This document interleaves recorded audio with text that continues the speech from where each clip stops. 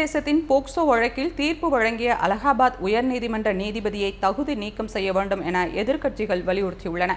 உத்தரப்பிரதேசத்தில் நடந்த போக்சோ வழக்கில் அலகாபாத் உயர்நீதிமன்ற நீதிபதி ராம் மனோகர் நாராயணன் மிஸ்ரா கடந்த 17ஆம் தேதி பிறப்பித்த உத்தரவில் சிறுமியை ஒரு பாலத்தின் கீழ் இழுத்துச் செல்லும் போது பாலியல் வன்கொடுமை அல்லது பாலியல் வன்கொடுமை முயற்சி குற்றச்சாட்டுக்கு மார்பகங்களை பிடித்து பைஜாமாவின் கயிற்றை அவிழ்ப்பது போதுமானது அல்ல என்று தீர்ப்பளித்திருந்தார். இது தொடர்பாக உச்சநீதிமன்ற தலைமை நீதிபதி சஞ்சீவ் கண்ணாவுக்கு சிவசேனா கட்சியின் MP பிரியங்கா சதுர்வேதி எழுதியுள்ள கடிதத்தில், நாட்டில் ஒவ்வொரு மணி நேரமும் பெண்களுக்கு எதிரான 51 குற்றங்கள் நடக்கும் போது பெண்கள் பாதுகாப்பில் நமது நீதித்துறையின் அக்கறையின்மை அச்சத்தை ஏற்படுத்துகிறது.